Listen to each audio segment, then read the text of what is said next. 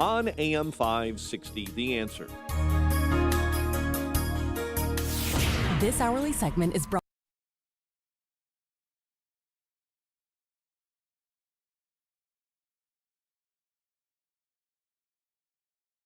from the Signature Bank Studios. This is Chicago's Morning Answer with Dan Proft and Amy Jacobson on AM 560. The Answer.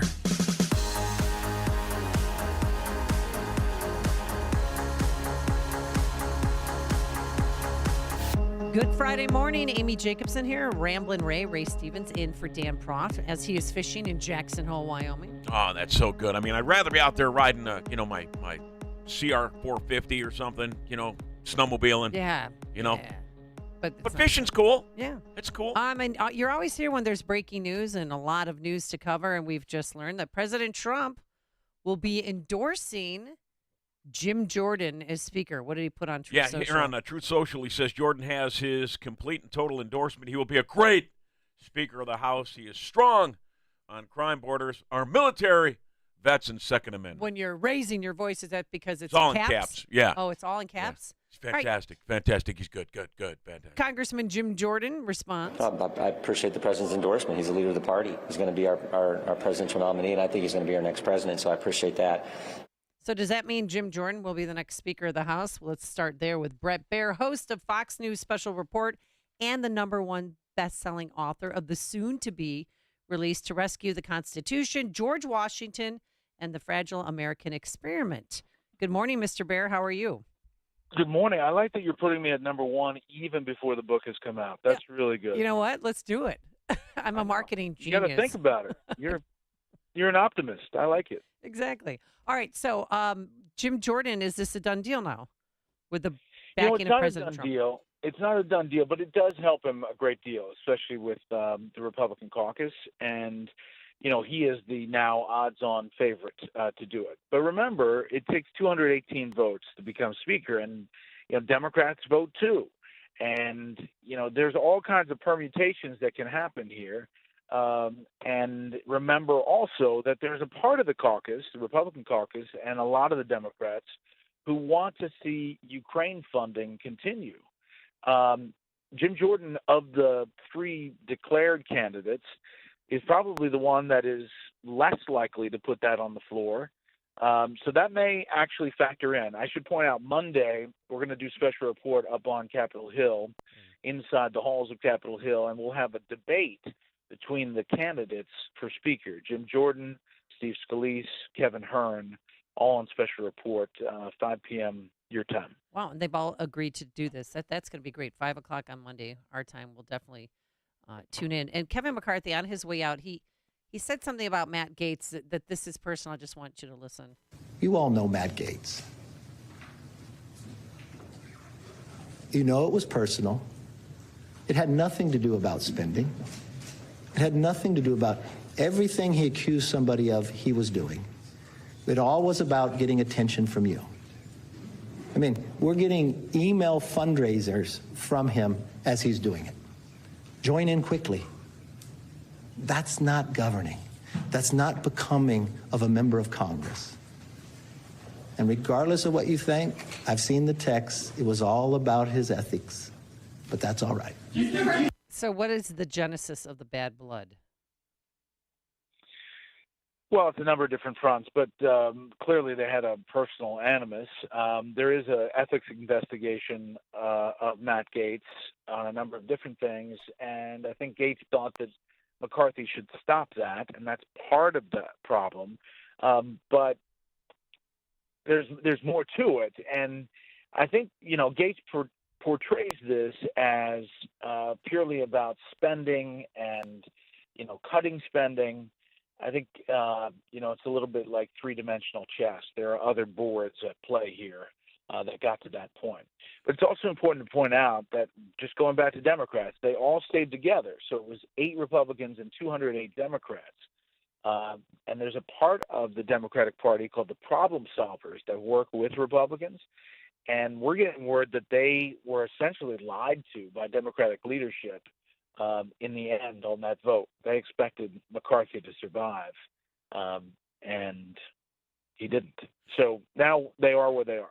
Let me ask you this, Brett, because you brought up the ethics, and that's a strong thing there because there's some sexual misconduct in there alleged against Matt Gaetz, and I know that was out there. And as you said, he did want Jordan to wanted McCarthy to make that go away.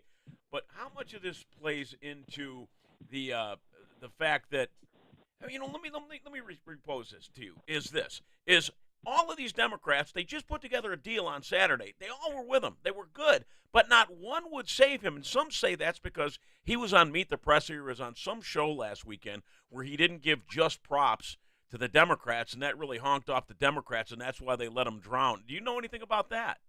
Yeah, well, there is that feeling. Some of the Democrats talked about that, and it was on Face the Nation, and he was a little bit aggressive, I guess, in talking about Democrats and their goals and fighting them. Listen, there's a lot of things that go on, but the bottom line in Congress is it all comes down to math. And if you have the votes, you win. And if you don't, you're in trouble. And he was always on the edge. I mean, he was tiptoeing through the tulips here with 4 votes to spare. And so, this could always happen because one person could step up and say, you know what, I don't like his leadership. Right, but don't you think Congress needs to change that rule with, one member can call on a vote to kick the speaker out? 100%. It will change because whoever becomes speaker, whether it's Jordan, Scalise, Hearn, whomever, will mandate that changes as part of the deal to be the speaker. I mean, it's untenable. Right, but McCarthy had to put that rule in place in order to get the speakership, right? Because after the 14th, 15th vote, somebody had to concede. Yeah, so that was the deal he made, and it was one deal too many. Do you think anybody can effectively be a speaker? I mean, they're going to have the same problems that face McCarthy. I mean, it's clear to me that there's going to be a faction that don't want to go along and to get along, and we should right now because this is a brilliant time in our history where the borders are open. People are talking about it. They're starting to build a border wall again. We should be focused on all of the things that we were lied to about, and here we are again talking about Donald Trump in court and the GOP that just fired their speaker. I agree with you. It's tough if you don't have that spread, and Republicans have to figure out a way to get more seats if they want more control. I think they did get a lot done considering how narrow the spread was, but it's going to have to change as far as how it's run in the next speakership. All right. As you know, there's pretty much an invasion at our border going on right now. And I mean, here in Chicago, they're taking our park district spaces, where we have basketball leagues and volleyball leagues and football leagues and handing it over to the migrants. In Massachusetts, the Army-Navy game is coming up. And people who have served this country, their hotel rooms, the reservations they made have been canceled because Massachusetts is a right to shelter state and they're giving the rooms to migrants. What's your reaction to that? Yeah, we checked it out. I mean, it is true. And these hotels are being used to house migrants in that area. And some people trying to go to the game are not getting hotel space. What? So that's kind of wild, but it's indicative of the problem. And you're having more and more Democratic leaders in these blue states and cities that have a real problem, which is part of the reason a lot of cynics say that the president is doing what he's doing with the border wall, even though he says it's not going to work, and they say they have to do it because Congress set it aside. So is the wall going to be built in Starr County, Texas?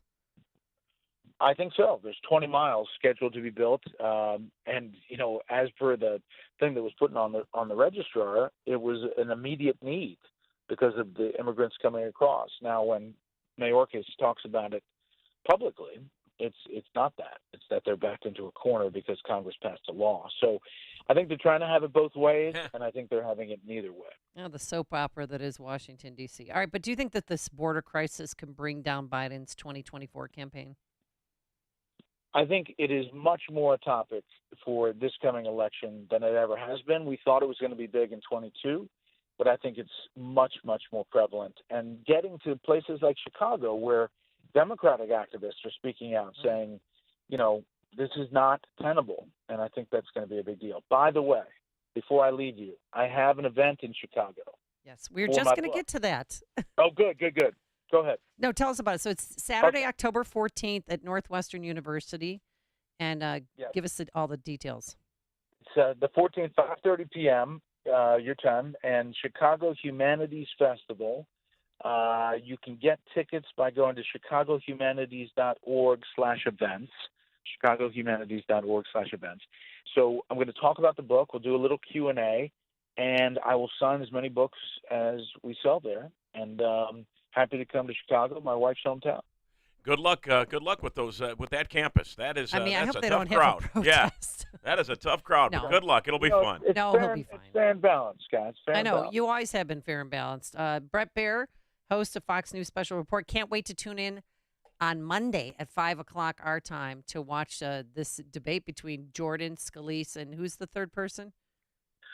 Kevin Hearn from Oklahoma. Ah, okay. All right. Are you doing your homework this weekend to get ready for it? I am. And launching a book on Tuesday. So it's all come together. All right. It's good to be busy. Love it. Yeah. And the book, again, is To Rescue the Constitution, George Washington and the Fragile American Experiment. Bret Baier, always a pleasure. Have a great weekend. See you guys.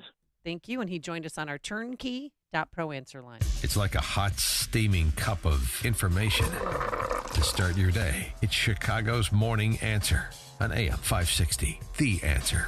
You have the right to know and the freedom to choose what's best for you and your family's well-being. This has been the Trinity Health Freedom Expo motto since it began in 2005. Throughout the years, the Health Freedom Expo provided a platform for reputable and uncensored access to current information and the top products from the natural health industry. The 32nd Health Freedom Expo is on October 14th and 15th at the Tinley Park Convention Center. The expo speakers and exhibitors come from all walks of life and a variety of backgrounds, including healthcare, law, and research and development. The 2023